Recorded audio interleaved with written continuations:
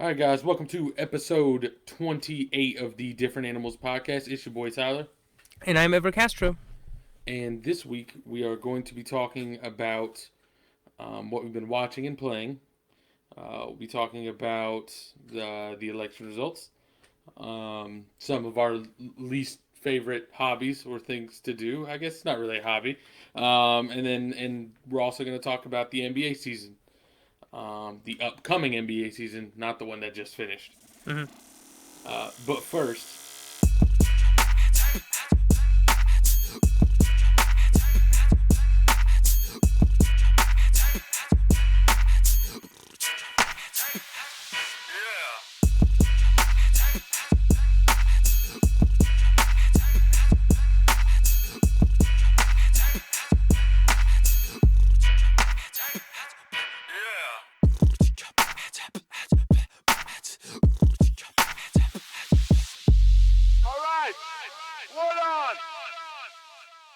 all right, so let's start with what we've been watching or playing.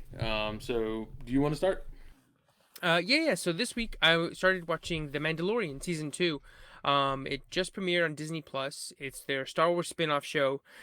Season 1 was last year, and I think that this year's their second season. And just like last year, only 8 episodes. I think 8 or 9. So it should be wrapping up just before Christmas time.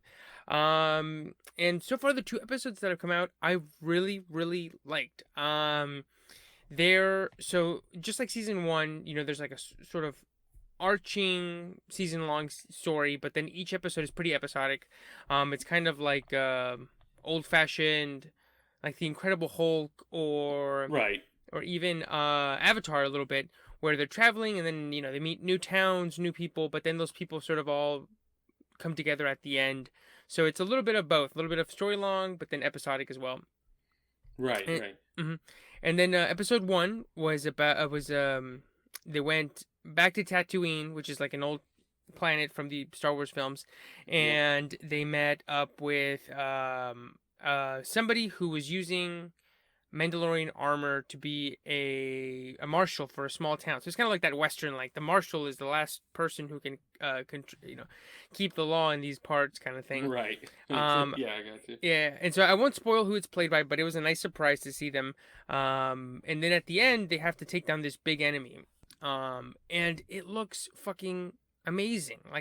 So the whole series is filmed sort of like widescreen. So even if you watch it on a big TV, flat screen TV, there's like black bars because it's filmed like a film. Right. And so then at the finale of the first one, when they have to do this big action sequence, it does that IMAX thing where like the bars sort of go up and disappear, and then the Mm-hmm. whole screen is taken up by that action scene. And I actually didn't even notice until the screens came back at the end of the sequence, and I was like, You wait, were like, what wait. the fuck is this? Exactly. I was like, wait, what the shit? Have they been gone the whole time? And so I rewound it and found the part where they did, and it's like right when the sequence starts. So it does that IMAX thing. It was perfect. And it makes sense because it's directed by Jon Favreau, and Mm-hmm. he did I think he's the showrunner, and he writes I think at least half of the episodes, and he directed the first one. And he also directed Iron Man and The Jungle Book and The Lion King and Elf and a bunch of other films. So I feel like this guy right now, other than Ryan Johnson, is the guy who gets Star Wars the best. I Right. think he sort of has makes it his own, but then also sort of makes sure that it feels like the original stuff. I mean, actually, I don't think he's the showrunner. I think Dave Filoni is the showrunner, but they work together. And he used to work on the Clone Wars, and I think he was a director on Avatar, on the first season of Avatar. So Oh, he's okay. got roots way back in animation. And so I think the two of them I have sort of their finger on the pulse of Star Wars, and it wouldn't surprise me if they either gave him a Star Wars movie or Dave Filoni a Star Wars movie. Um, but I know that there's a bunch of them in development. But anyway, and so that's the first episode directed by him. The second episode is directed by Peyton Reed, who directed Bring It On and the two Ant-Man movies. And I forget what a bunch of little things like that, sort of mid-sized comedies and stuff. And it's pretty good. It's a little bit different, a little bit smaller, not quite as massive in scale and stuff. But I really enjoyed it. And then episode 3 should come out anytime, by the time of this recording. But as a whole, the 2 episodes are great. And I mean, it's like like you're watching it, and I'm just like what the fuck? Like how do they have money to put this on TV? Because it looks like a movie. Like it looks expensive as fuck, especially the Right. finale of episode one. Like just like these huge creature designs, and it just looks like the all of Disney's money is on the screen. And I'm sure that they're spending a pretty penny on it, but it's still a little weird to see that on TV because you're like, wow, this is fucking amazing. Especially the actors that they get to play like the small bit roles. Right. I wonder if it's one of those things where it's just like they're like, "Fuck it, we're gonna make so much money off of merchandising from this show. Like we're gonna make so like even this is going to be the flag that we're putting our like Disney Plus on. You know what I mean? Like Mm-hmm. I feel like it just has to be. They're like, "Fuck it, bro. I'll spend as much money as you want me to spend on this thing."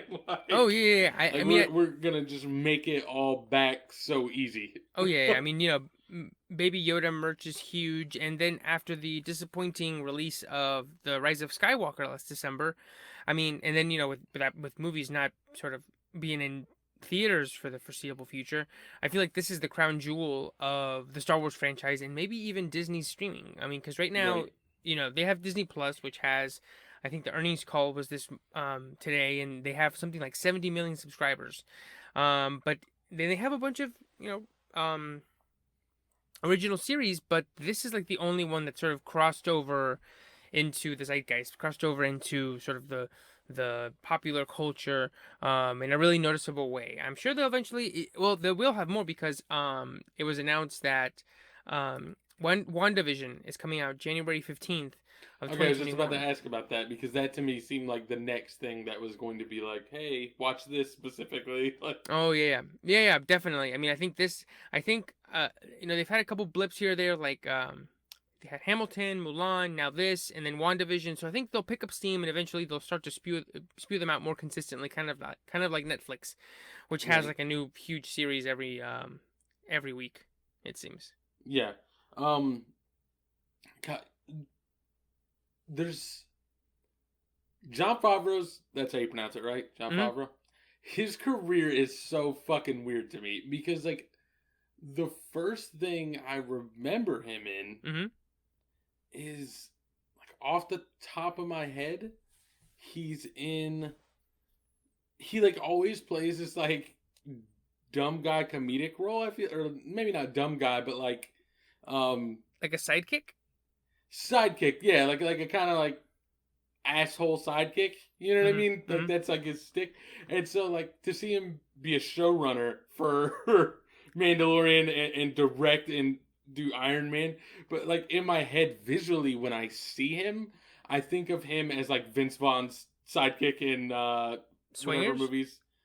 Yeah, Nah, like Swingers and what he had else? the one with Jennifer Aniston. Oh, the breakup. The breakup. Yeah, He's yeah. that guy. He's like, I think he keeps telling him that Jennifer Aniston's fucking other dudes the whole time. Like he's Yeah, like, and I think nah, she's he's gone. in For Christmas too, right? And Probably. Couples He's Retreat, the one that where they yeah. like, That yeah, one's terrible, but he is in that one.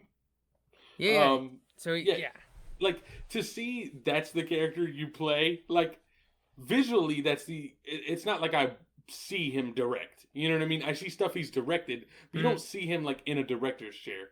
right, yeah, The yeah. only visual I have of him is being that guy in those shows, Or the and then to see. fucking what's his Go name? ahead. Happy Hogan and Yeah, in the he's Iron Man always movies. just like kind of like just sidekick slash comedic relief.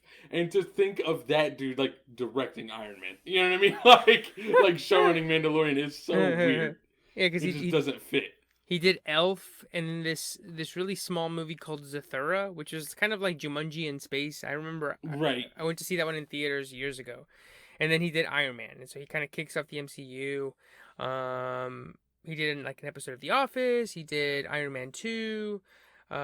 He did that movie Chef, where he goes around in a food truck, and then he did The Jungle Book. And I feel like The Jungle Book was so huge that he kind of has the key to do kind of whatever he wants at Disney. And then now with The Mandalorian as well. So Yeah. Yeah. I forgot about that one. But yeah, he has really kind of been nailing everything, hasn't he? yeah, recently, yeah, yeah, Like, yeah. It's like, oh yeah, yeah.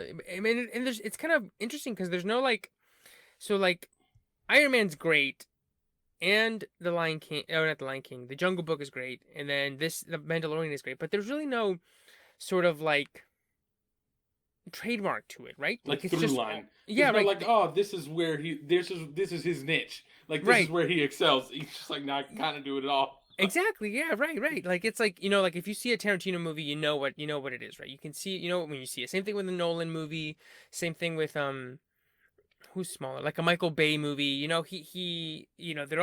They all make movies, and when you watch them, you're like, yes, of course, that makes sense. That's what they do. That's what they look like.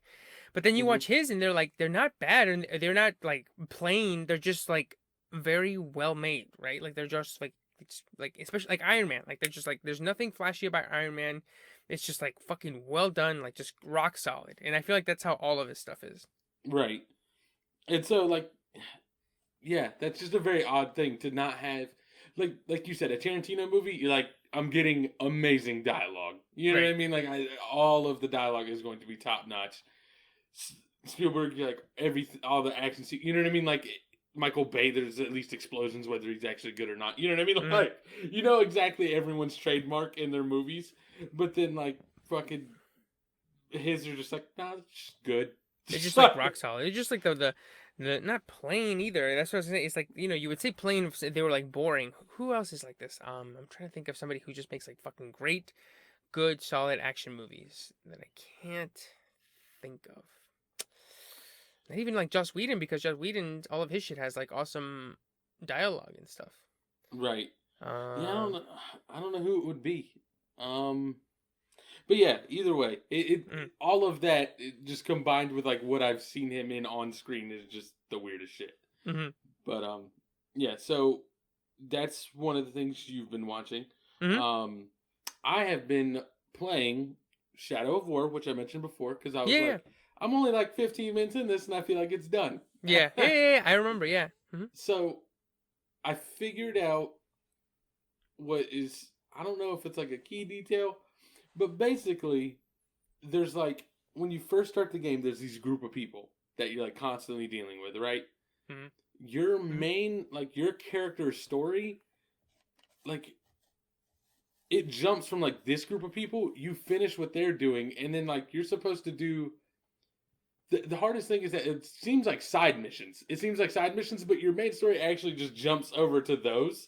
And so, like the whole time, I was like, I just have all these fucking side missions everywhere now. Like, and then Mm-hmm. I started doing them, and I was like, oh, this is the story now. Yeah, Like, they're not sad. They all like come together. They're more like they I guess you could say that they are more attached to the main story than like they're other like branches on a tree. You know what I yeah, mean? Like instead of being like separate completely. yeah, but the way it's just introduced has to just be bad. You know what I mean? Because Mm-hmm. like you are playing with these people, and these people seem super important, and then they're just done, and I'm like, all I have is other stuff that doesn't seem important at all. Because the other thing is there's like one or two missions in each of those other branches that are legitimately side missions, and those are the ones you get first. Mm-hmm. So it's like you're already like predisposed to like, okay, this is the real missions, these are the side missions, and then like Right, right. the game doesn't say like, hey, you should go over here now. It's just like, no, it's just these different kinds of missions. I don't know what the fuck's going on. But anyways, I got through it. I finally figured that out. Um, got through it, finished it. It's Mm-hmm. pretty solid. I got like what I'm gonna call is the ending, and then there's like what I'm gonna call like a true ending. So like the first ending, then you get this thing called like the Shadow Wars, and it kind of just seems like it's a mechanic to um, give you reason to keep playing if you want to keep playing. You know what Mm-hmm. I mean? Mm-hmm. I think there is an ending after a certain point. So I'm probably gonna push through that as well and get the actual ending and see what it is. But it's pretty cool. It's nothing spectacular, but it's a really solid game. I guess like the story's not really what does it for me. Doesn't help. I've never really been into Super Lord of the Rings, but it's a really solid game. A lot of the mechanics in the game are new, innovative, fun, and then on top of that, Mm-hmm. it had an okay story. Okay. So Is this the one that is free to play for November, I or did believe I so. miss it? I Okay, believe okay. it's this one, and there's a game called Hollow Knight, which is also I want to play. It's in a genre, but before, I don't even really want to get into that right now. Yeah. But I would say if you're into like not side scrolling games, but like 2D games like Metroid, um, older arcadey kind of games. It Yeah. sounds like Hollow Knight is in that same genre, and I've heard it's great. So I guess if you're into that, they're called Metroidvanias. Those are good. And I heard this is a good version of that. But Okay. yeah, Cool. Cool. Well, I'm glad you liked it. Would you say that now that you finished it, should I? I mean, I'm definitely gonna download it for free because it's free. Well, quote free. right. Um, but would you say that I should? You said you played the other one before, right? Yeah, Shadow or not Shadow of War. What's Shadow the of old Mordor. Shadow of Mordor? Yeah, yeah. Would you say that I should buy? Which one should I make an effort to buy the other one, or just play this one and I'll be fine, or both, or? There's hmm. there's a like there's the tiniest bit of lore that like kind of carries over in Mhm. terms of like who your character is and um how like why things are the way they are, but it's also very like generic Lord of the Ringsy, so you can kind of figure it out. Mhm. I hadn't played Shadow of Mordor in years before I started playing this one again, Mhm. and like even I don't remember anything about Shadow of Mordor really. Mhm. I still get the general gist. Like I could. All right, you want the quick like 2 minute recap of Mordor for what matters in Shadow of War? Yeah, yeah. You play this human guy named Talion. Well, sorry, you. The game starts. You are this man named Talion. Um, he's a ranger at the Black Gate. You can kind of figure that out. You know what I mean? Like your head probably immediately goes to like fucking the people in Game of Thrones on the Watch. You know what I Mhm. mean? Like that's where your head probably went, and that's basically right. And he gets his family and Mhm. like his wife and his kid and him all die, but I can't remember exactly what happens. But basically, he's cursed to not die. He just is like he gets fused with Celebrimbor, who in Lord of the Rings lore is the guy who made the first ring for Sauron, I Mhm. guess, and who made all the rings. You know what I mean? He made the was it 9 rings and then the one Yeah. ring to rule them all. So Celebrimbor takes goes into Talion's body. So you play as Celebrimbor slash Talion. Um, the whole Shadow of Mordor, I guess, is just kind of like getting your footing in the world. Shadow of War is basically like he makes a ring that isn't tainted by Sauron's light, which basically means like he made it without Sauron being there, and so like the one ring to control them all won't affect this ring, Mhm. and so you're just trying to get back at Sauron and save all of Mordor. You know what I mean? Mhm. That's all you really need to know is that you're like a guy who is basically cursed to not die, and you have Celebrimbor who made a new ring. Okay. No, I mean that. Yeah, that sounds pretty interesting. And then the It's second kind one of just drops cool. you into it.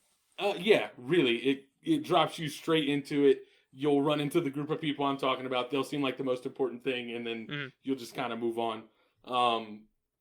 But yeah, the one thing that is kind of cool is the way it's like I told you that like if an orc like kills you like a random orc, they'll like name them, give them traits, and put them on this like in this army as like a captain or whatever. Yeah, yeah. It one thing that is kind of cool is that the lore is basically that like because Celebrimbor is like not dead and you can't die. Like every time an orc kills you, you just come back.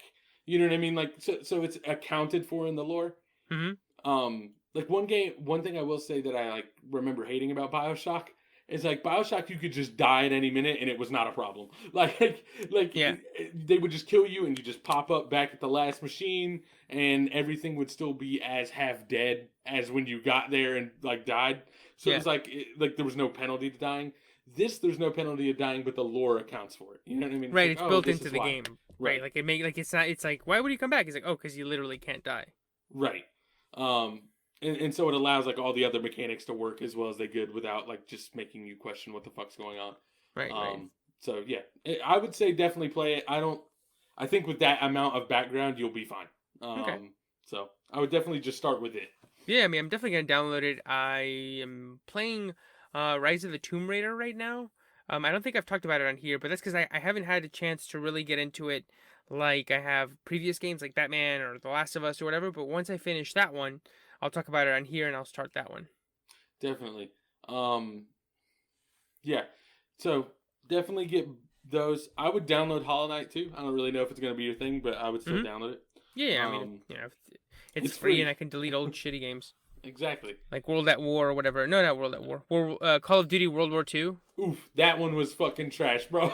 Yeah, that one sucked. Did I not talk about it on here? I guess I I didn't. don't think so. No, Yeah, dude, that thing was terrible. Like they have those actors and they all look the same, and then Fergie's husband is like, "Oh, I'm an asshole here in the war," and like each level is like 20 minutes, and I finished the game in like 4.5 hours. Like, I'm glad I didn't pay anything for it, but it was just like, ugh, this sucks. that was like they really doubled down. Kind of.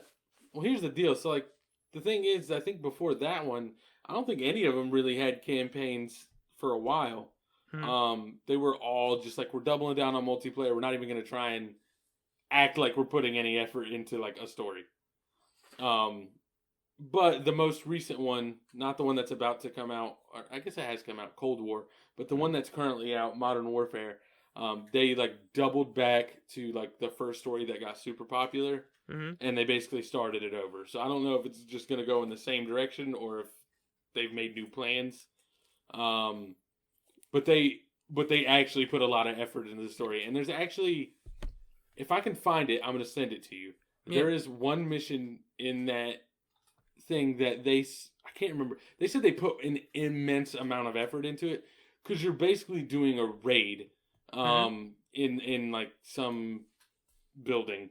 And And which one? so Which game? in the Call of Duty Modern Warfare, the one that's out now, Hmm. you're just doing a raid in some building, and like it's the most cinematic thing I've legitimately seen in a video game, other than like an actual cutscene, because you're Okay. playing the whole Hmm. time, but it looks like it's obviously it is scripted to a degree, but like you can fuck up any of it or do any of it differently Yeah. if you force it to. So Okay. it's really cool. I'll have to find it and send it to you.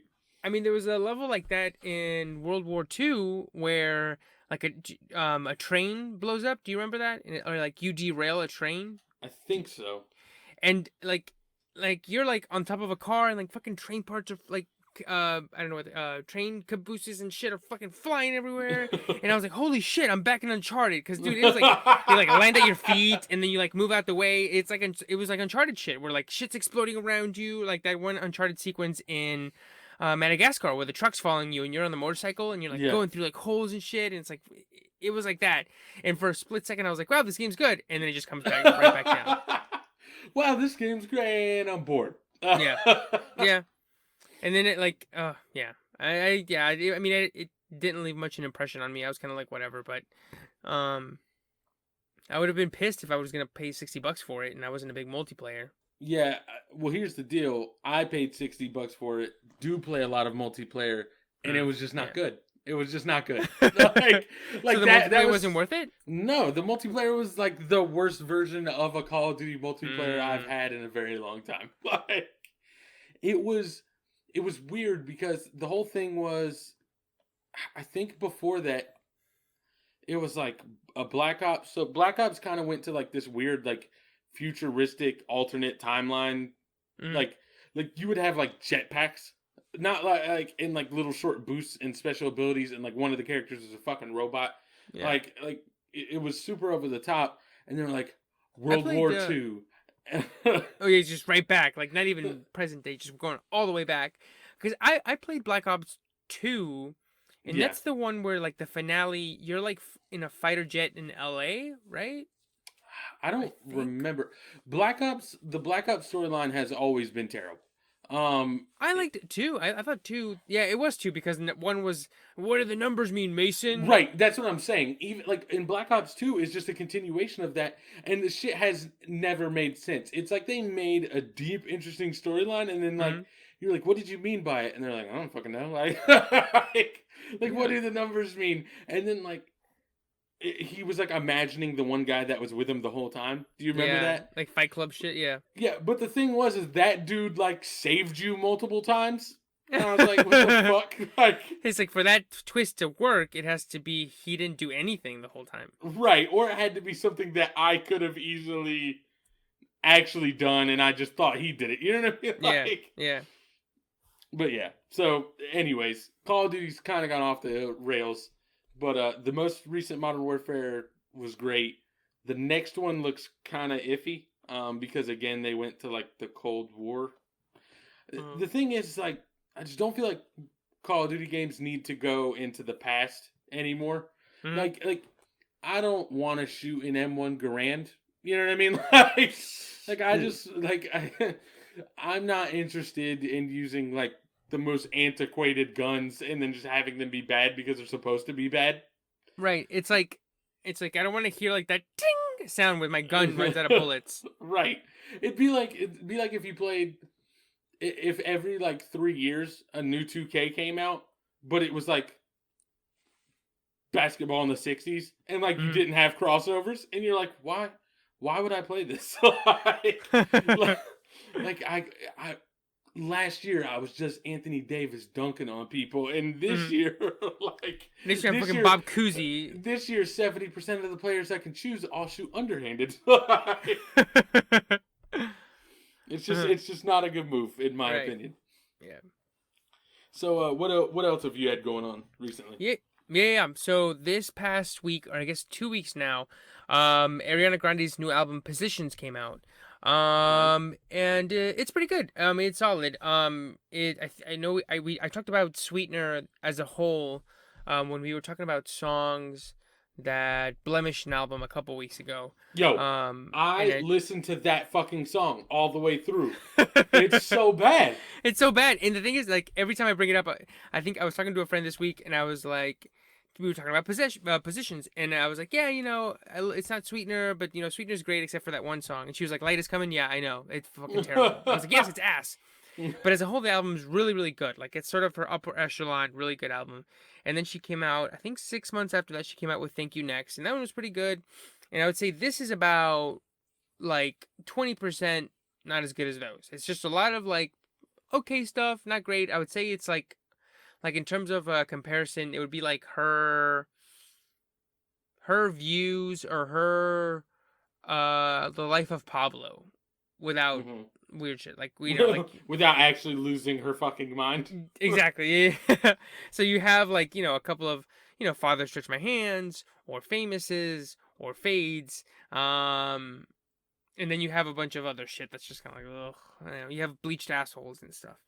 I was really worried that when you were gonna name the bad versions of tracks, you were gonna name one I actually liked, and I'm glad it didn't happen because like I think the beginning Like of Life 30 of hours. I actually see I like 30 hours and I like feedback. Feedback is amazing, but Mm. yeah, I was a little worried you were gonna hit me with one of those, and I was gonna be fucking my heart. But yeah, sorry. Continue about Ariana Grande's Yeah, album. but yeah, as a whole, the album's pretty good. Check it out if you're a fan of hers. I think if you are somebody who's like, I don't really get her, I would try Sweetener first, or even Thank You Next first before going to this one, because I think this is just it's not a bad album. It's not an average album. It's just like a little bit below or a little bit above average and just below her average in terms of her own personal, where she's been. Like I Right. said, You would never suggest. Fuck. I'm trying to think.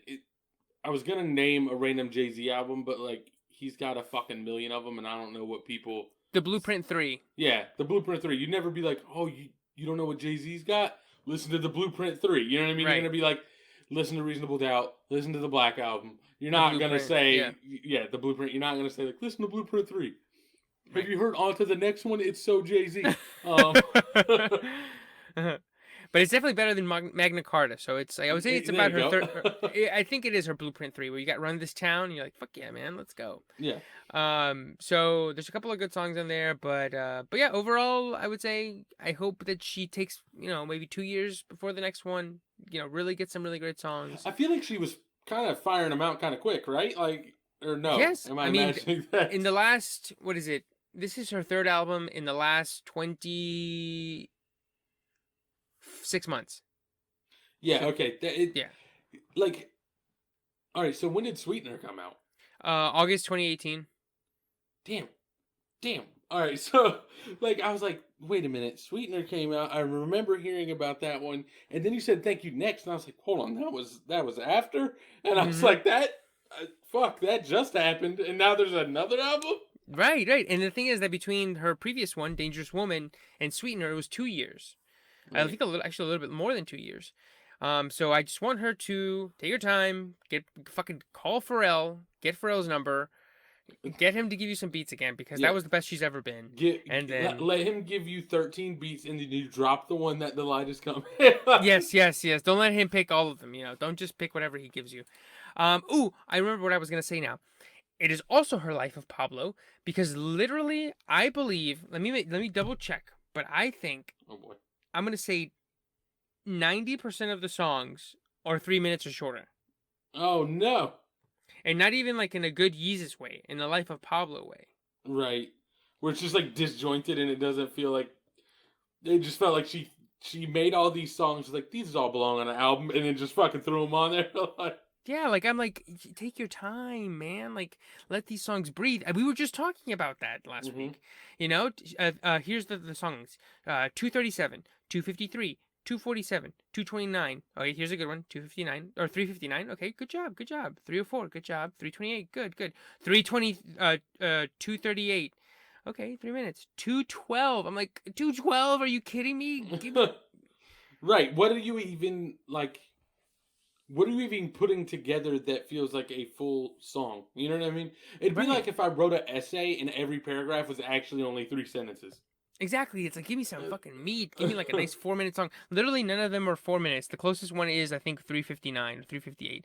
And the best song on the album, POV, is 3:21. Yes. There you go. 3.5 minutes. That's the best song length. right. Yeah, that's kind of, like we were talking about it before, but like at least like Yeezus did it, but also at least Yeezus was like I feel like that was the goal. You know what I mean? Yeah, Yeezus was yeah, trying to yeah. fucking beat your brains against the dashboard of your car. You know what I mean? Right. Like Yeah, and even that one, I there's still think some like guilt trip. I think is kind of long. Blood on the Leaves is I Yeah, think like blood on the leaves is kind of long. Yeah, 6 minutes. I think most of them, 3, 2. I Am a God is almost 4. New Slaves is 4 and some change. Hold My Liquor is 5 and some actually, hold change. on. Take this back because there's only one song on this album that's shorter than 3 minutes. No, Sorry, 2. two. Send It Up is at 2:58. It 258, almost like made it. barely. Yeah, so I guess I don't know why they feel short. Maybe because I it's think fucking it's awesome. yeah. I think it's because it's first of all it's a short album if there's only 10 songs, and then secondly again they're all like I said, trying to beat your fucking brains into the dash Hmm. like super aggressive, super fast paced. They fucking once they start going in like it just goes until it stops and then we jump into the next one. You know what I mean? Right. Whereas the song maybe 4 minutes, it's going at you for all 4 minutes and then you're just jumping right into the next one. Mm-hmm. Yeah. Oh, I didn't know. Look, all of these have what's his name? Uh, Daft Punk. I'm looking at the producers for um, Yeezus and Travis Scott's and a bunch of these and Daft Punk. I didn't know that. Really? Huh? I mean Yeah. that makes sense. Yeah, It like makes sense, but I, when you I hear just like always the heard. audio, you know what I mean? Like when you hear like when you think of what the songs sound like, what the sound it's going for, like Yeah. you're like Daft Punk, and I was like, well, I don't think he's talking about Ariana Grande's album, so he's probably talking about Jesus. But yeah, overall enjoyed it. If you are an old fan like myself, then you enjoyed it. If you are a new fan, check out the other ones first and sort of see the best first, and then if you like it, you'll come to appreciate this one. I think a little bit more. Right, absolutely. All right, so then I guess the last thing we want to talk about that we've watched, listened to, or played recently, right, is something that we have both watched and finished, which Hmm. is Queen's Gambit. Yes. I believe obviously last week was the giant Kanye episode, Hmm. but the week before that you mentioned that you had started, Yes. and the thing I remember you saying was you were at an episode that was like right in the middle of Mexico City. Um, Right. so I hadn't started watching it yet when we talked about it, but in that 2 week span, I watched it and finished it. It was extremely solid. Um, Hmm. I have just because it's something to talk about, but like a few like kind of minor gripes. Yeah. Um, so, do you have anything you want to say before we start getting into like nitpicking anything?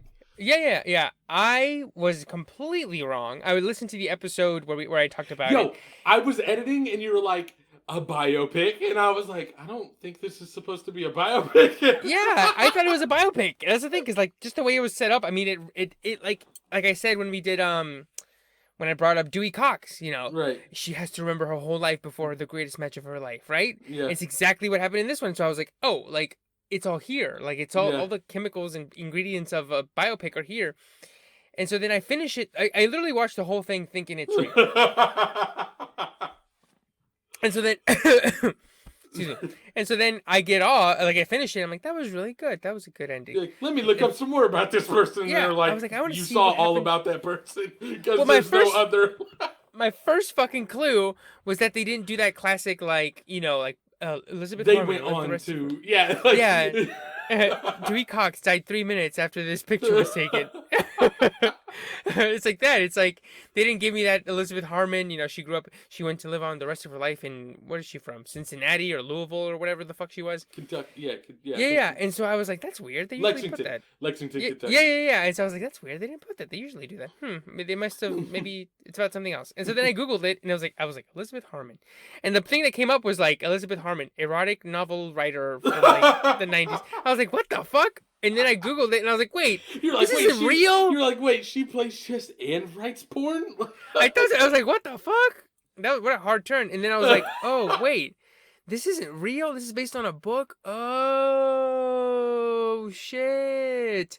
And then I listened to the episode this morning, or today when it came out, where I talked about it, and I was like, it's a biopic. It's based on this woman who was a prodigy. I was like, god damn, I was way off.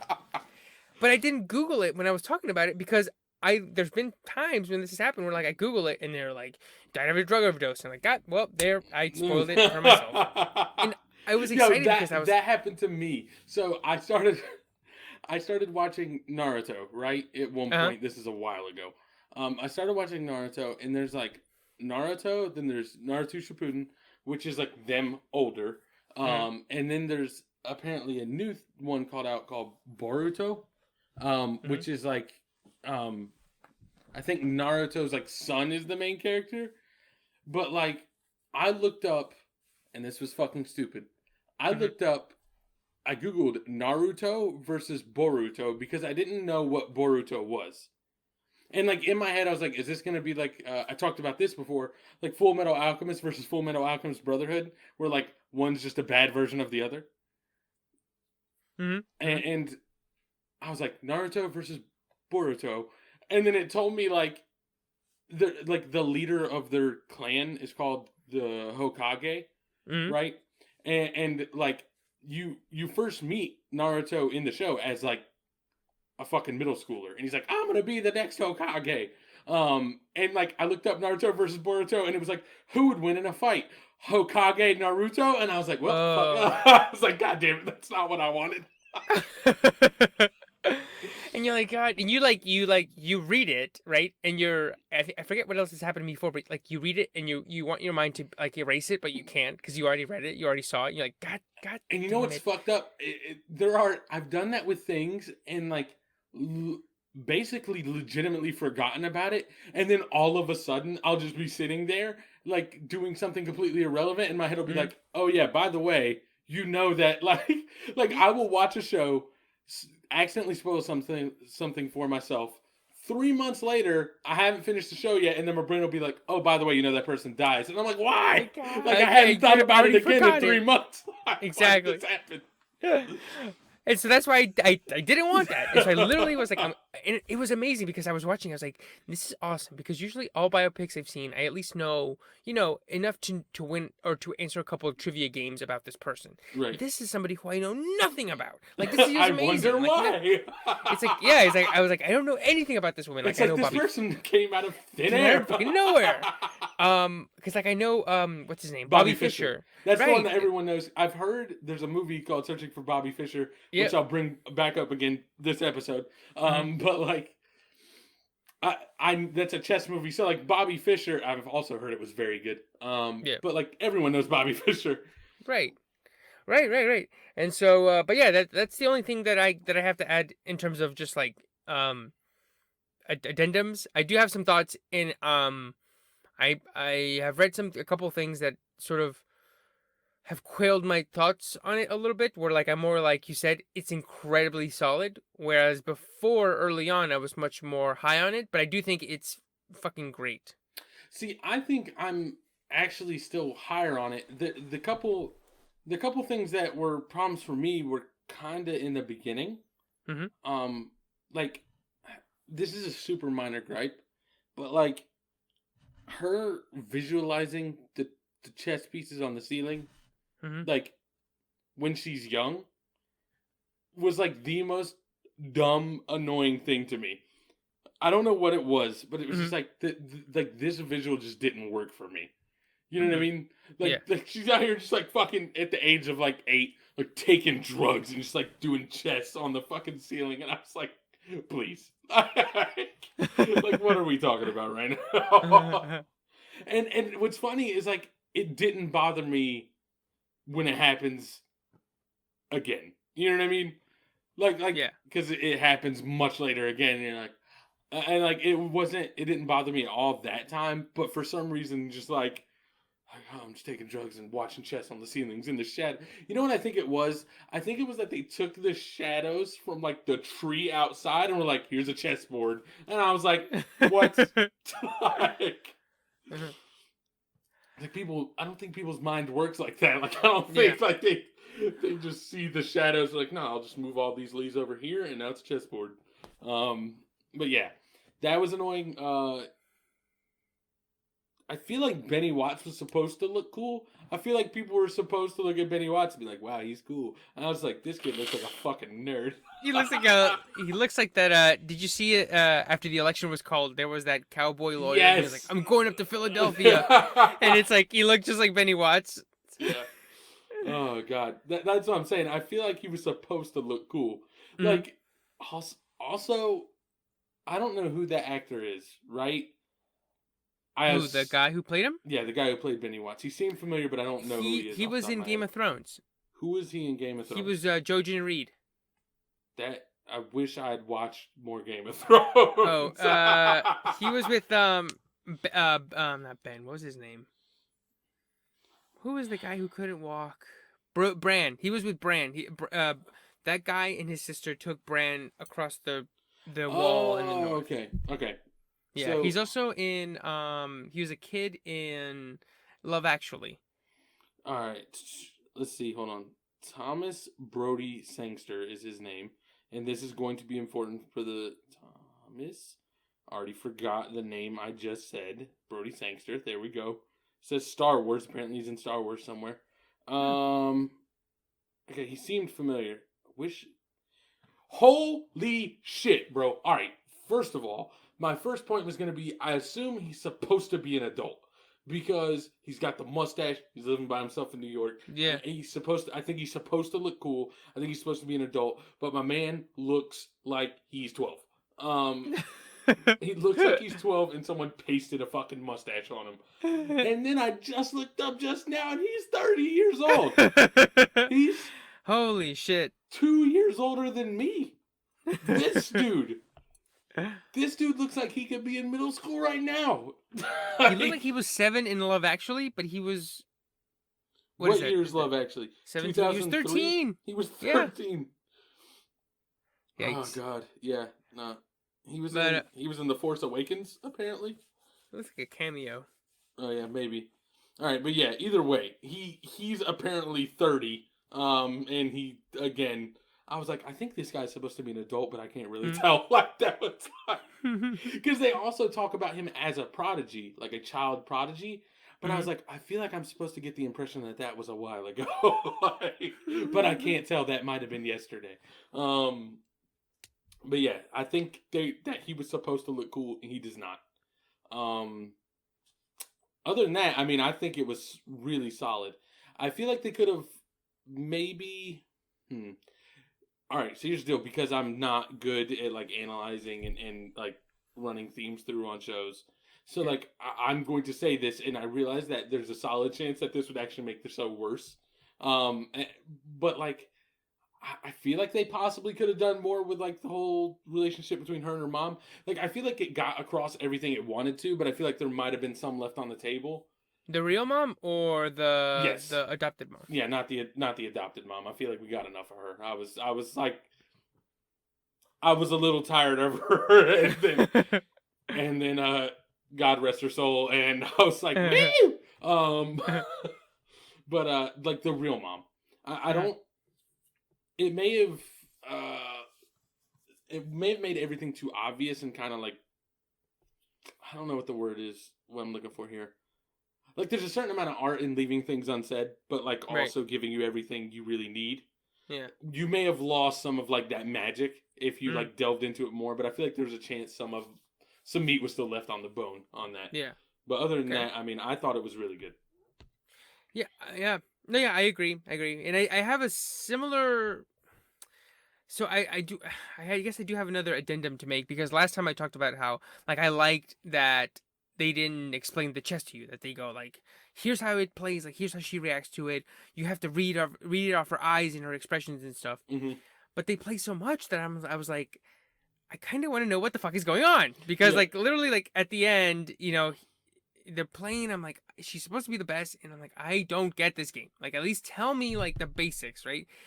Show it to me. Like, you don't have to, you know, explain it everything in detail, but at least be like, well, this takes that. They kind of go, well, this is the Queen's Gambit, but or this is the Sicilian defense, whatever. And I'm like, okay, that's cool, but like, what does it mean? Like, what is the difference? And like, they kind of touch it when they go, well, she's very aggressive, right? She always attacks. She's always attacking. and I think that's the thing is that I don't think they wanted to get bogged down in that because as much as this show is about chess, it's really not.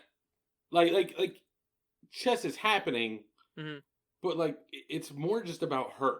You know what I mean? Like Yeah. it's you could replace. Let's put it this way: you could replace chess with a ton of different things in this scenario, and the movie could have been the same. Yeah. You know what I mean? Like Yeah. like any other skill or competition, and I feel like this movie you could have Yeah. played the same plot points. But like I feel like the amount they give you, like they said, like she plays super aggressive. They talk about seeing like they give you enough contrast between the Russian guy being like slow, methodical, Right. like A does B, then B does C, then C does D. Whereas they talk about how like she just kind of plays it fast and loose, sees like the art in it. You know what I mean? Like Hmm. is very eccentric in the way she plays, and I feel like they give you just enough, in my opinion, like just enough to get by, and without like bogging you down.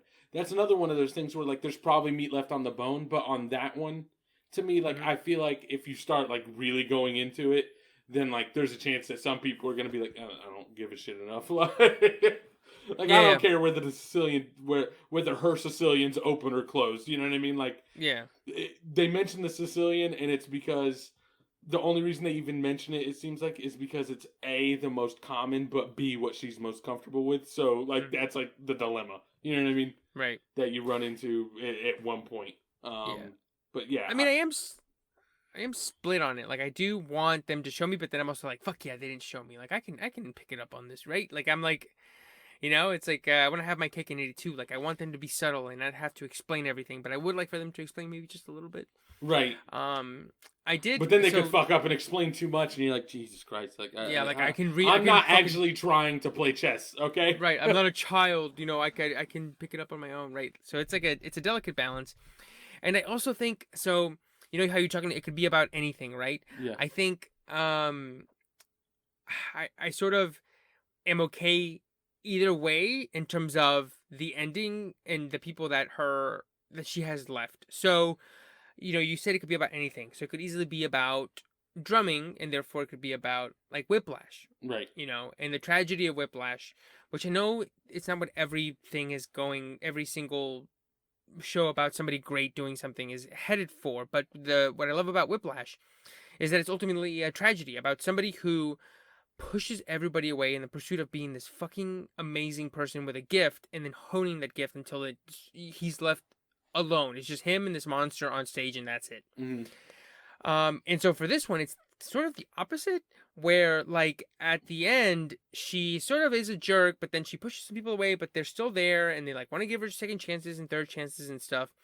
And then at the end, she gets that phone call, and then at the other end, it's people who she wasn't expecting. Yeah. And I was a little bit like, well, that's a little bit convenient, but kind of like how I've said before about stuff. At that point they're playing with house money, so I took it. I was like, yeah, I'm okay with it. And like, also, I think they set it up enough. You know what I mean? Yeah. Because she has the conversation with the one guy, and he's like, "That's the difference between Russians and the U.S." And the thing is that's also like a real. I've looked up some things and read some things. Like that was a real difference in how chess happened. You know what I mean? Like Americans did consistently go to Russia and get rocked. And it was because in Russia they have teams, and in America it was like, no, I'm the best chess player, and so like I do everything solo. So I think they set up that enough. You know what I mean? Yeah. So that it doesn't. It does feel like a little like, oh, that's convenient, but on the other end, like at least they put in the effort. You know what I mean? Like at least all of a sudden it wasn't just them on the phone out of nowhere. Right. It was like, wait. But then I was also like, wait, how did he get what's his name's phone number, and how did he get up to New York, and wait, and how are they calling whatever? But it was like I said, like I was like, fine, like I'll take it. I'm okay with it where this is going. Like I'm good.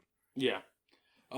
Yeah. That like that's yeah. I think it was very solid. It does. The ending feels. It does feel a little weird, right? Like something. I feel like. I feel like it almost tied the bow too perfectly. Mm-hmm. Like it was like, and we're done. You know what I mean? And it was just like, right. I mean, she's like, I'm gonna get out of the car and walk down these streets. Yeah, and then like I guess what I'm saying is like I don't know what that's supposed to say, like about the character. Like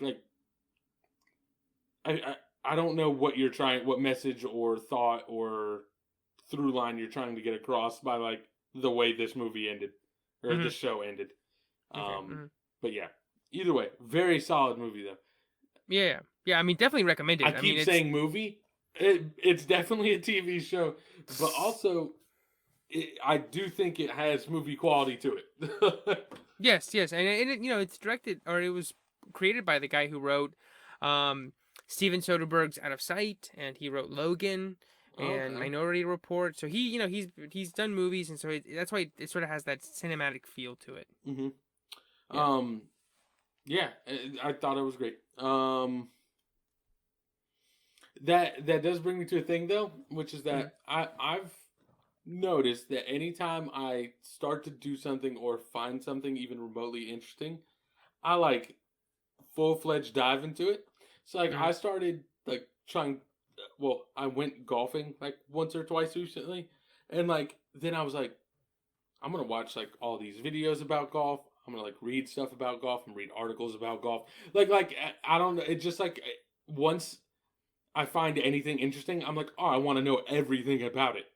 And so like I literally have downloaded an app to play chess, and have a book on my desk right now that's called How to Play Winning Chess, and it's like a book all about like notations and openings, because that shit was so interesting to me just in this show. I was like, no, I want to know how to play chess now. Like in my head, I'm like that with everything. I'm like, I'm gonna be the next Grandmaster chess player. And then like after I watch a Fast and Furious movie, I'm like, boy, I really wish I could just drift through every fucking turn right now. Like I watch The Matrix, I'm like, I just want to fist fight everyone. I know kung fu. But like, yeah, now I have a book on chess. So if anybody listening wants to play chess, fuck with me, okay? I'm gonna have answers. I'm gonna have an actual fucking opening that has a name. Oh, it's gonna be fucking great. Yo, when you ask me if my Sicilian's closed or open, I'm gonna have an answer for you. And I'm gonna know exactly what it means. Exactly. So yeah. All right, so that's what we've been Mm-hmm. watching, listening to, Mm-hmm. playing, all that. The next thing I want to talk about Mm-hmm. is do you want to touch on the election shortly? Yeah, just kind of like just very quickly, just sort of where we were, which I guess I could move into the next topic, which was I moved this weekend, so I'm recording Oh for the yeah. first time in my new closet, Oh which is shit. a little bit, just a little tiny bit more spacious than the last one. I can actually move my Oh legs in this one. fuck. Look at you moving on up. Um, but yeah, so I moved this weekend, and dude, I'll tie this into the election, but dude, like moving sucks, dude. Moving sucks so much. I don't know what. I guess the last time you moved was into your house, Correct. right? So Oh, but I've done some shitty moves. oh, dude, it's the worst. It's the worst. I think Did you have to move any large furniture in? two couches up to the third floor, and it was Woo! All just right, what? All right, hold on. Here's gonna be the fucking true test of a champion right here. Do do your couches recline at all? no, no, thank Oh fuck. fuck, bro! I had to take a reclining couch up to the second floor of an apartment Oh building. my god. I don't know if you know, but reclining couches are infinitely more heavy because they have Get all the all the metal framework all the metal underneath to parts be and able shit. to Yeah, fucking the yes. springs and shit. Yeah. It's so heavy. It Oh was my god, so dude, I can't even. shitty, bro. It was just like at the top, when you get to the top wherever you're going, you want to fucking do like the Hulk and pick up the thing and just fucking fling it into the sky. Be like, fuck Yeah. this. Hey, that is how I moved a chair out of that apartment. There were no cars. There uh, were no cars like in front of where we dropped the like our balcony was. yeah. And so I had a guy down there and I was like, "Do you think I could just push this over the balcony?" Because the thing, oh, also when we moved into the apartment, the front door like it was like a small zigzag, right? So like if you when you open the front door into the apartment, the first thing in front of you was like it was a tiny alcove and a wall, like within arm's reach, like you could touch the wall in front of you, and Mm-hmm. you turn slightly left, and there was the kitchen, and you turn slightly right, and you like go into the rest of the apartment. Mm-hmm. But that kitchen being there meant there was a bar, right, Mm-hmm. separating the kitchen from the rest of the apartment. Mm-hmm. We moved that couch in, the reclining couch that was Mm-hmm. already heavy as shit, and like we could not get it around that zigzag through the front door. So then I was like, fuck it. Like we got it partially in, and I was like, here's what I'm gonna do. Like I told the guy, I was like, all right, we're gonna put a blanket on one side of it, so that when I lift it, it's not gonna scrape all the paint off one side of the wall, right? It'll Yeah. just slide along the blanket. So we went to lift it, and we pulled the whole fucking counter off the cabinets. Oh my Like I didn't god. realize the corner was catching, so we were Catching? like Yeah, yeah. lifting, and it was like lifting the counter off of the cabinets. And then Oh when it my finally came god. loose, it slammed shut super hard. I was like, I don't know if we just broke something, but I'm gonna just act like we didn't. Just gonna keep it moving. Let's get this Mm-hmm. couch in here because I'm done with it. Right, and at the end, you just be like, "Fuck this bullshit! I hate moving. I hate this. This sucks. This is terrible." Yeah. And like, I think I've mentioned on here before, where like, when I moved from where I was before to where I was before, I realized I should have gotten movers because I was like, I had so much extra crap. And then this time I knew I had more crap because I had, a couple of shelves and like the Mm-hmm. kitchen table, which I didn't But you have didn't hire no before. fucking movers, did you? No, I asked my dad, I was like, hey, can you come help me? And I mean, and it was easy with his help and my mom and my girlfriend, and it went better than I thought it was gonna go in terms of like not needing movers. Right. But dude, next time I'm definitely getting movers, which I said last time, but I mean it this time. Like, dude, like it just sucks. Here's the Dude, deal. I'm gonna keep up. I'm not gonna keep up a front. I will never get a fucking mover, bro. I'm not paying somebody to move my shit. Like a uh, mover sounds great, but I swear, here's the deal. A mover sounds great, and it mm, would be great. The moment I call someone, I call a mover, and they're like $500. I'm like, nope, bro, fuck it, we're moving it myself. Like, uh, I'm gonna just be miserable for the next 3 days, uh, but I'm gonna save this $500. I mean, that's how I feel now. I moved in. It's gonna be a week ago now, Yeah. tomorrow. And I'm already like I tried to unpack as quickly as possible, put all the decorations up, everything. So like I am right before this recording, I finished putting up the last thing. So I am done. But it feels nice because then now it's like the lease is a little bit shorter. It's only 10 months. But now, like, I can live for 10 months without having to worry about putting stuff up and packing and stuff.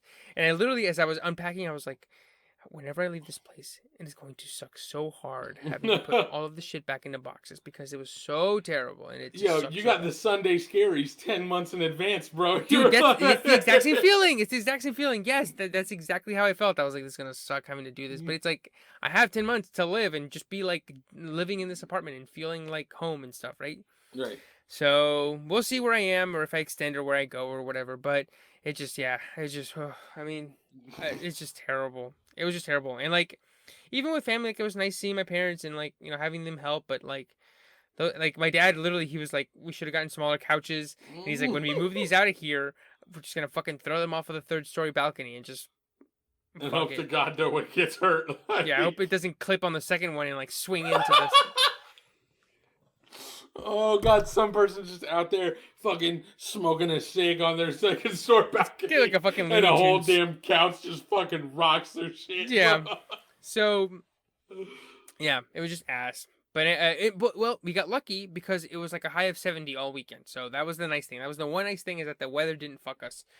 Right. So that was good. But then in the middle of it, literally in the middle of it, we were moving boxes from Sydney's SUV, and then I get the notification that they called the election, and I was like, "Wait, guys, stop! Hold on! Look! The election was called!" And they were like, "Oh, cool! That's awesome! Yay!" Yeah.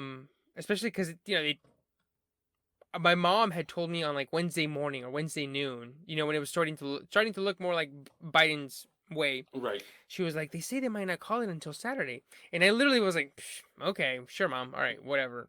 And then it was fucking Saturday when they called it, and I was like, wow, I guess, Mom, you were right. I don't know who your sources are, but top notch. Yeah.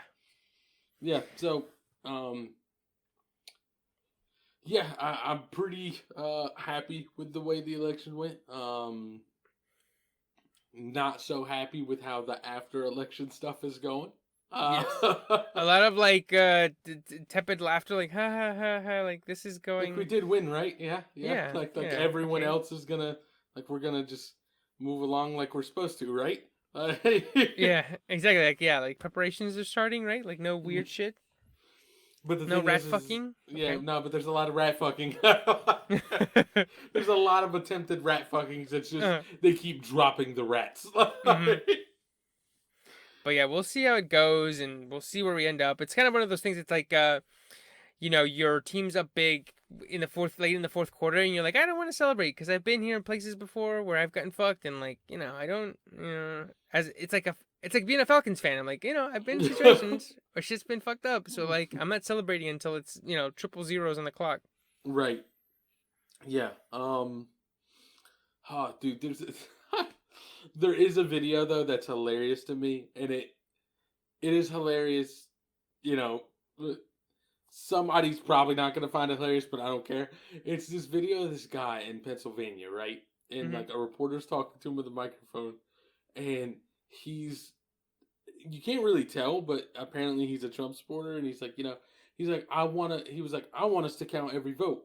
He's like, they need to count my vote, and then he was like, and if they count all the votes and we don't win, we just gotta hold that L. And like he was like, we just gotta hold that L, and he like keeps like just randomly saying like, I'm from Philly, and he like opens his jacket, he's got a Carson Wentz jersey on. He's like, we're not playing. Like he was like, the Eagles aren't playing good, but we're not like trying to shut the whole season down. So we just got to count every vote, and we might have to hold the L. And what's great is that I don't know the timing on it. Like I don't know how earlier this had been called before Mm-hmm. they showed him, but he clearly had not had the information relayed to him.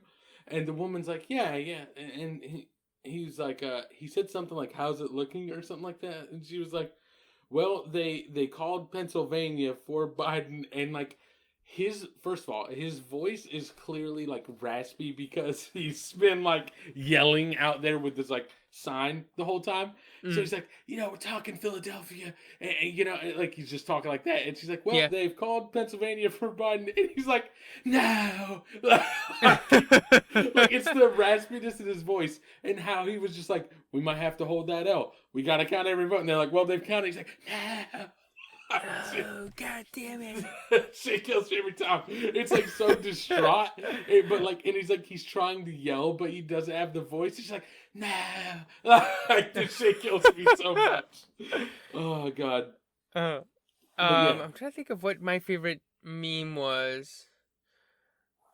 Oh God, I can't remember. There was a good Django one that was a little problematic, but that one made me laugh. Uh, what was another one? I can't think of anything, but yeah, I mean, it was like everybody, and that's the thing though, is that usually the best moments on Twitter are when everybody's talking about the same thing. So it used to be anytime, well, before fucking like 5 years ago, but it would be when Kanye West would tweet something, right, because usually everybody would talk about it. Like you would have political people talking about it, music people, everybody. So he was sort of like the guy who he tweeted, everybody would talk about it no matter what. right, Awards season is sort of around that one, depending on the award. Super right. Bowl night is probably my favorite Twitter night because everybody's talking about the same thing. So it's sort of like a giant communal thing. And so this one was a situation. It would have been like that. This would have been a moment where that was happening, but I was moving, and so I was like, literally like, Dad, hold on, give me a 10-minute break. I want to check Twitter. And he's like, No, we got to keep moving. And I was like, God damn it, I'm just trying to get these tweets off, man. you're like, damn you, but we do have to keep just moving. Like deep down, you're like, fuck this guy, but you were also like, nah, he's right. I was like, I know, but we're losing sunlight. Over. Yeah, we're losing sunlight.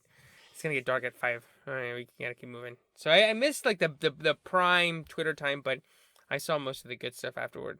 Yeah. So the last thing we'll talk about just super quickly is the NBA season. Yeah. So it is apparently starting. Do we know what the actual date they have said they're going to start? I know it's just before Christmas, right? Yeah, they want to do. I believe it's December 22nd is when they want to start the season, and I think they want to do 72 episodes. 72 episodes. Yeah. Or sorry, 72 games. Sorry. This season on the NBA.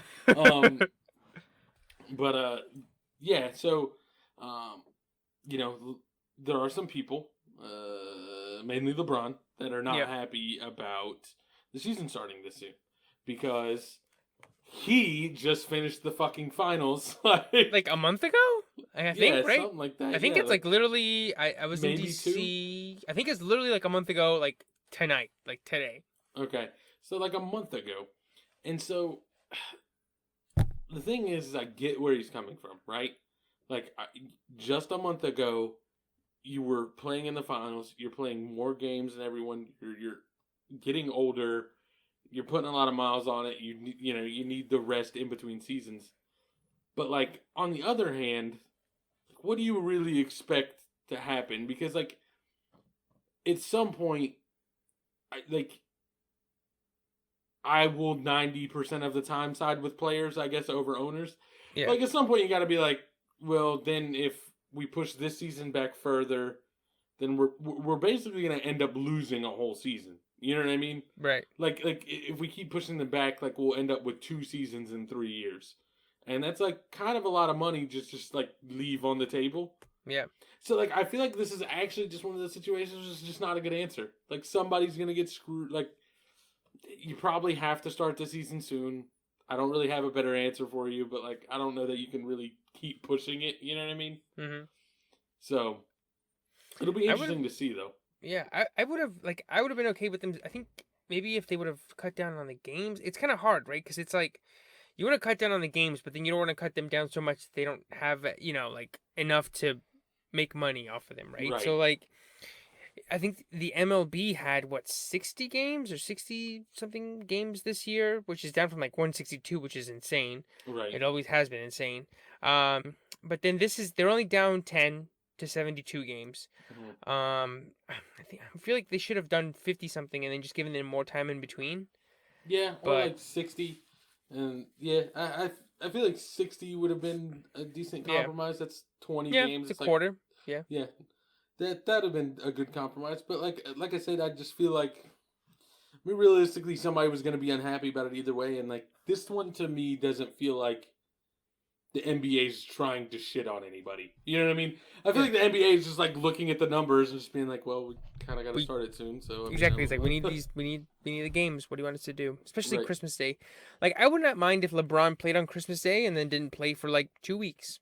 It right, would, but it's it sucks because you want him to get as many games as he can in because he's running out of time to get that scoring record, right? right. But then you don't want him to play too many because it risks him getting hurt, thereby costing us more time for him to get the scoring record, right? So Right. it's like about finding this balance where like you want to play a bunch of games, but then like you don't want to. Maybe I'm wrong. Maybe you don't want to play on Christmas and then skip 2 weeks because those are games you're missing out to get the record, right? So you Yeah. want to do maybe like play one, take one off, or maybe not play as hard, but I think Yeah. having Anthony Davis there and having, I think he's probably has his confidence at an all-time high.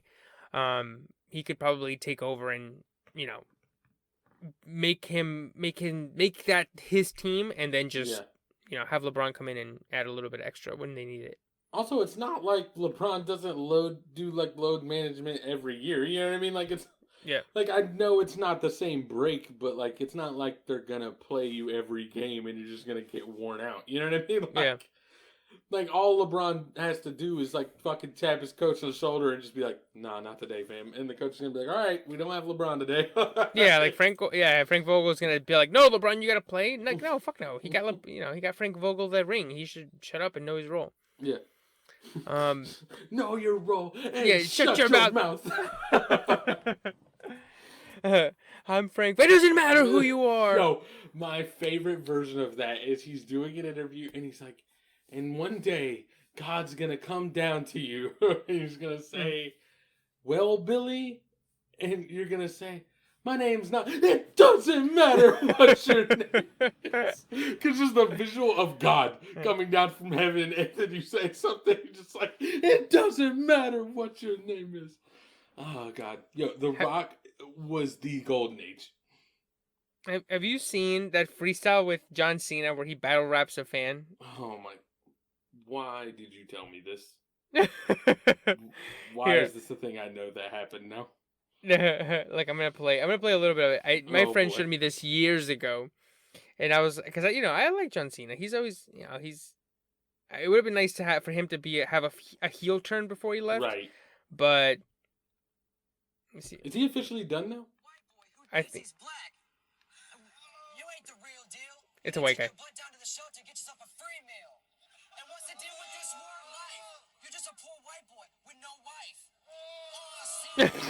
Whoa! That's here's John Cena.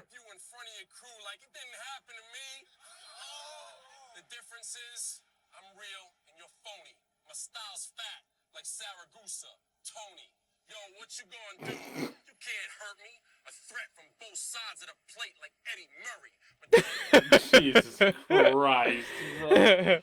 Oh fuck! Yeah, the peak 2005 Oh boy! with the Yeah. with the big ass pants and the jean shorts. jean shorts. Yes, and the what is it called?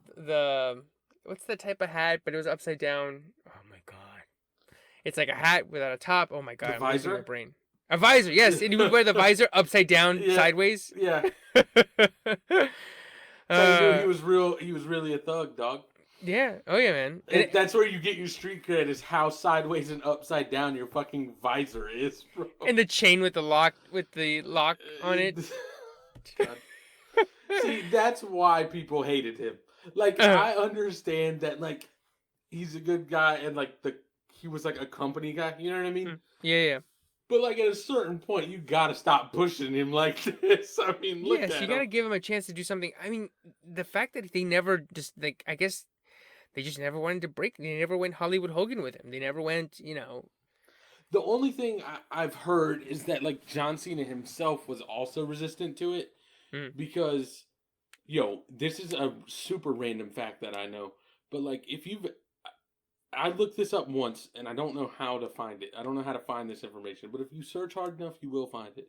Which is that, like, all the, like, athletes, celebrities, Mm. like, anybody that's famous, like, when they do the Make-A-Wish thing for kids, Hmm. like the John Cena is far and away like the guy who's done the most of those. Oh yeah, yeah, I have He heard this. Yeah. he bro, he must show up every fucking week for a different kid. Like they're like Make a Wish. It's like I don't know what the numbers are, so I can't even throw out these fake numbers. But it's like he's like over 3 times as much, like as often as the guy that like has done the second most of those. And so Mm. like I imagine at a certain point like that's kind Six of who he hundred and is. fifty. Yes, 650. You know what I mean? And Yeah. like I don't know who's done twice as or like who's done the second highest amount, but it's like not even remotely close. Yeah. I think So Justin Bieber is second. I think from what I see here, it's let me see. John Cena's at over 600 kids, and then I think Justin Bieber is second at like 200, 250 or something like right, that. he's done like triple what he has. Mm-hmm. So like I have Mm-hmm. to imagine at a certain point if that's like a thing that you enjoy doing, you know what I mean? You probably don't want to turn heel and then just have fucking kids hate you. You know what I mean? Like so it's like I just want to always be the good guy. You know what I mean? True. Yeah. Like who else was like that for a very long time? Like Will Smith. Like, Will Smith was never the Yes. bad guy in any movie. Like he Right. was Right. And like always he the turned down Django because of that. yeah. So it's like some guys are just built that way. You know what I mean? They're just like, And nah, that's my image. I want to stick with it. and interestingly enough, it's like The Rock now. Like Right, all of his exactly.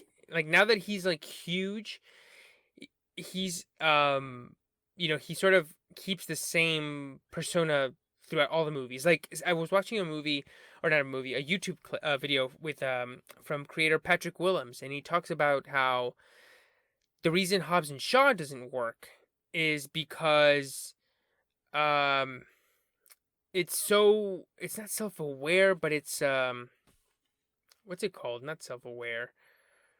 Um when you like know yourself. So I guess it is Yeah, self-aware, but yeah, yeah. So he talks about how like The Rock now plays this self-aware version of himself. That's like he knows he's a big jack guy, but he like plays like a good guy.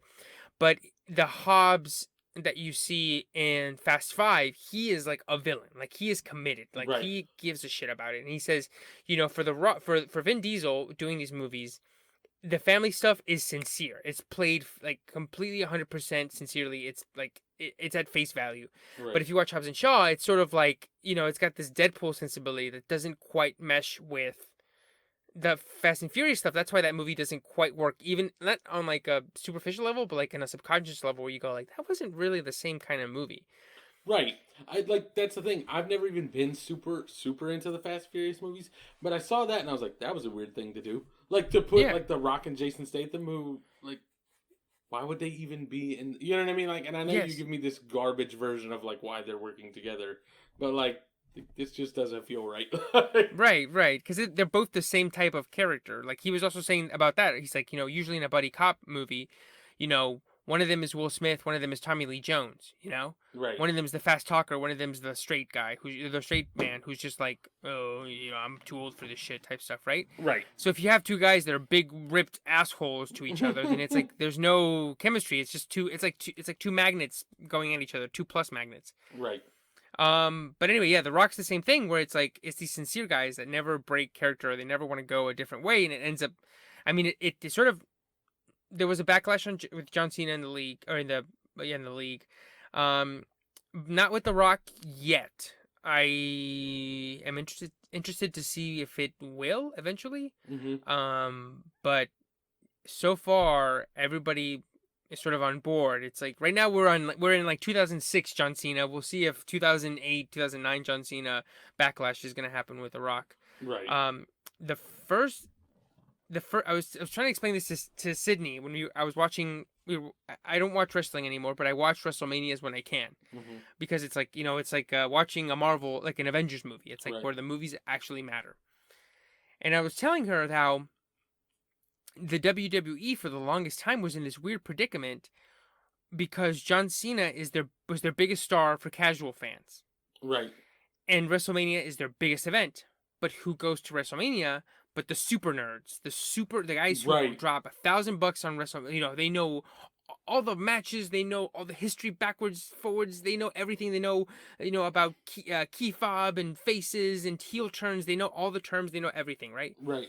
So what ends up happening, which has happened with Roman Reigns as well, is that when Yeah. you have these guys that are company guys that they try to push, there is this just booing, like the whole audience turns at WrestleMania And you know what? every single time. And you know what the thing is? I think it's specifically because I don't think either of those guys had great mic presence. And I think that's the reason it doesn't work for them. You know what I mean? Mhm. Like, Roman Reigns is a company guy, but he's super fucking stiff on a microphone. And it's like, Yes. that's not like what we want. You know what I mean? Like, here's Yes. the deal. I think if The Rock started winning all the time, it would have played so perfectly because The Rock was the best on a microphone. Yeah. You know what I mean? Like, whether he was heel or not, like, it just like he would just talk. Like, here's the thing: if the crowd turned on him, even if he was supposed to be a good guy, he would just play into it. You know what I mean? And I don't think John Cena or Roman Reigns were ever really skilled enough to like roll with the punches in that kind of setting. You know what I mean? Right. And that's why I think that like generally when I think of WWE, I think of The Rock and Stone Cold Steve Austin because they were the best at it. As hillbilly like goofy as Steve Austin was, and how much that's not anything I normally like, it was fucking great. Yeah, and like it's kind of like how after the election I was seeing a bunch of stuff about being like, wow, Biden got these sort of percentages from people, like Barack Obama's was much more diverse, and like somebody was like, yeah, because Obama, both in his speeches and the way he was and how he rallied up people, people think, oh, you just get a young guy, you put a mic on him, and then it's the same, but you realize that it's a once in a generation type talent, Right. And that's how The Rock is. Yes, and absolutely. Even if John Cena came close, it's and the not thing the is, same. is like, and that's why the golden age was what it was, is because you had really two of those guys. You know what I mean? You had The Rock and you had Stone Cold Steve Austin, and even to an extent, Triple H. Yeah, Triple H to an extent. So it was like, and fucking Shawn Michaels is pretty good on a microphone too. So it's like, you had four guys that could all hold their own in interviews and just like play to the crowd without just seeming like I'm just following a script. And so like that's why I feel like that was like what you think about when you think of wrestling for the most part. You know what I mean? Yeah. And like that's one thing they don't really have now. Like you said, they've got Roman Reigns stiff as shit. Like you know what I mean? Like I remember speaks slower and he's just not good on a microphone. Yeah, he's just ripped. My name is Roman Reigns. Roman. What? What? And also has the worst finisher of all time. The Superman punch? It's just a Superman punch. It's a real fucking punch, bro. Like, it'd be like if you're a wrestler and your finisher move was like, I throw a hard right hook, bro. It's like toward the end of The Rock's where they try to make the spine buster like a part of his finisher. You're like, no. You need the people's elbow. It's rock bottom and the people's elbow, and that's it. Right. Don't give me the fucking spine buster. That's not what it is. Right. Also, real quick, just Google The Rock selling Stone Cold Stunner. Yes, those are so good. Those are my favorite. Those are my fucking favorite, dude. Stone Cold will kick him, and then as he drops down, bro, The Rock will do like a full backflip into the into the ropes, and then fall back forward. That's what I was gonna say. I was like, my favorite is when he goes back, lands on his back, and like continues the flip backward, and like fucking extends his legs that they end up like on all the way rope. out. Yes. Yeah. It's so great.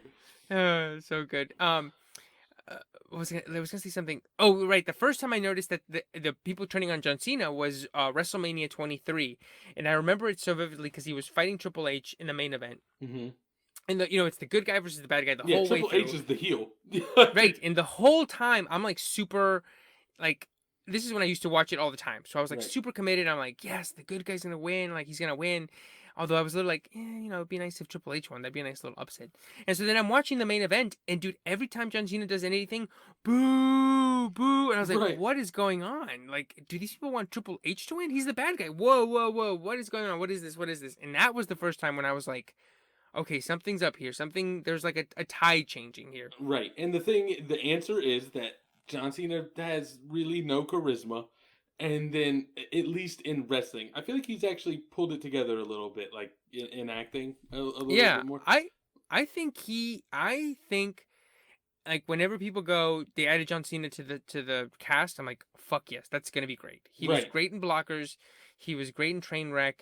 I'm excited for him to be in the Suicide Squad. I was looking forward to him being in Fast 9. Although in the trailers they made him like very like it's me. I'm your brother. I'm Yeah. stoic. And I was like, no, dude, that's like goes against what he does. You need John Right. Cena to fucking go nuts. Right. But like I think he's pulled it together. But like I said, like no charisma. And the thing is because he was the company man, and because he was the guy that all the casual fans knew and liked. Like every match he was in, you're like, John Cena's gonna win it. Yeah. Like it was like a foregone conclusion. If he showed up, you were like, Yeah. well, we know who's winning this one. So I like the crowd was Right. just like, fuck this. Like, Yeah. I'm tired of seeing this guy fucking win and then stand like a fucking board with his hands at his side the whole time talking. And he does that And salute, fucking that stiff Ben ass Stein- salute. Yes. Breaks the sound barrier, moving it forward. Oh, God. Actually, I did it. I literally just did it right now, and like I think I hurt my back. Like I literally was like, "What? Okay, that was I shouldn't have done it that hard." Yo, my man does the salute. All right, do you know Street Fighter? You know Guile? I don't think so. No. All right, he's the guy with the fucking weird like flat top, the blonde Mhm. flat top that like cones Mhm. out at the top. But Yeah. anyway, he's like a soldier and like he does sonic booms. He just basically like throws his arms together and like literally creates like a sound projectile. But like I just imagined like John Cena as a Street Fighter character, just like doing the salute super hard to just like shoot projectiles. punches somebody in the head. Oh God. Oh, Yeah. it's so good. Yeah. Yeah, Thugonomics, baby. Yo, also, how did that happen? How did he go from that to like I just don't get it. Oh God, why did they put him in those clothes? Like, what? You know what I mean? Like, what the fuck were you thinking? And like like that's like the peak of Southern rap, right? Crunk type stuff, like like that's Right. like peak Southern like heavy rap, like that's sort of like mid 2000s TV in the car type rap. But you could so they tell just- the moment he was in those clothes, you're like, this is not how this man normally dresses. Like, Right, and then he was like, from Canterbury, Massachusetts. It's John. I'm like, Canterbury, Massachusetts. What is this? Who is this man? Yeah, God. And we'll go into WWE more in the future. I definitely want to, because remember Yeah. when they had those two black guys, and their name was I don't. Crime Time. Oh no, I do remember. Oh no, that was terrible. Yo, WWE has quite a few questionable Things. Like, remember Hey, when? real quick, has there been anything that really should have been more questionable but wasn't because it just fucking worked than Eddie Guerrero? Like, we lie, we cheat, we steal. Yes, all his bits. You kind of go like, "We're gonna steal the title from under the border." You're like, okay, like this is cool. Like I like Did he that. drop like the lowrider in? They're like, yes, and I was like, I like the representation. I do. Okay, I'll take it. But like, you're like, this seems kind of racist, but the thing is, he's killing it. he's killing it. Like I still like. So I'm like, I watch him beat Brock Lesnar every now and then, because the pop at the end when he wins is insane, and you still get chills because it's so cool. Because he was, he wrestled for forever before they finally gave him a chance. But still, it's like the character around it. It's like, Are we sure okay. about this? Remember when? And then Kurt Angle was obsessed with Booker T's wife. Oh God! There's that bit when he's like looking into the camera. He's like, Booker, I want to have sex with your wife. Yo, there's. I watch. You know what video I watch a lot is fucking Steve Austin and Booker T in the fucking grocery store. That shit kills me every time. Yeah. Oh God. Oh dude, it's such nonsense. They got away with so much just being fucking WWE. I can't remember. I saw a tweet where Kurt Angle was talking about how he was addicted to pain pills, and they're like, "That's why we call him Perk Angle." Perk Angle? They call him Perk Angle. Oh God, bro. Oh fuck. You know what else kills me, bro? Do you remember fucking what was it? I think it was D'Lo Brown when he came down his fucking head. Do you know what I'm talking about? D'Lo Brown. All right, look up D'Lo. Just at some point, you don't have to this episode, but D'Lo Brown walking down the ramp. Yo, he walks like with this strut, and his head just does not stop fucking moving the whole time he's walking, bro. He's walking, and it looks like a bobblehead. I gotta see. I think somebody has it. Is he fighting Triple H? Maybe. Oh yeah. Oh yeah. It kills me, bro. It's so over the top. Oh God. Yeah, at some point we're gonna have to talk a little more about wrestling. And then the finger in the nose. Yeah. He does that. The Keanu Reeves like flick on the nose thing. Yeah. Whew. All right. Well, I think we're gonna call that the episode. We're gonna call it the WWE ending. The WWE. WWE. Oh my gosh! One of my favorite moments. It was just on a Monday Night Raw episode where Sheldon Benjamin jumps off the top rope and catches a Sweet Chin Music in midair. Hold on. So, wrestling is a performance more than a sport, I would say. You know what I mean? Like it's scripted. They go through it. Yes. I'm not gonna say you're like not an athlete. It's like you have to be athletic to make it work at the highest level. You know what I mean? Right. So I'm not saying like they're not athletes, but I cannot for the life of me figure out how every time I watch that I'm like, no, he actually just fucking shattered that dude's jaw. Yes, or like he was going so fast into it that he didn't shatter Shawn Michaels' ankles and legs and tendons. Right. I was like, how did this happen? How did this happen without someone being devastatingly injured? Right. And then the thing is like you every time he did the Sweet Chin Music, you heard that, right? Right. And I'm like, what is he hitting? He's hitting something. Nah, I heard a thing that like in foreign foreign films a lot, like action films or kung fu films, like the stunt doubles don't get paid unless the scene they film is used.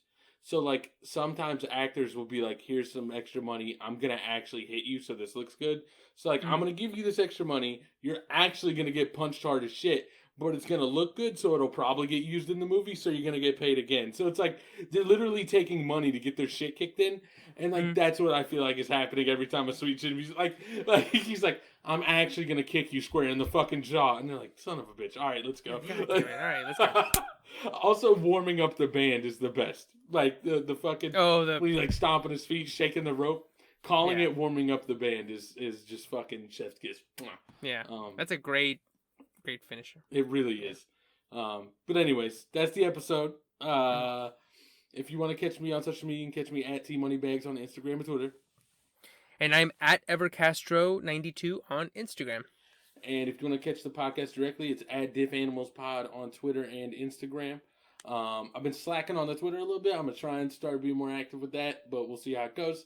But yeah, or you can email us directly at differentanimalspodcast@gmail.com. Any suggestions, anything, spread the word. Try and get people to listen to it. If they tell you it sucks, let us know. We're just trying to make it work. But anyway, stay safe, stay entertained, and we will catch you guys next week. See you guys. Peace.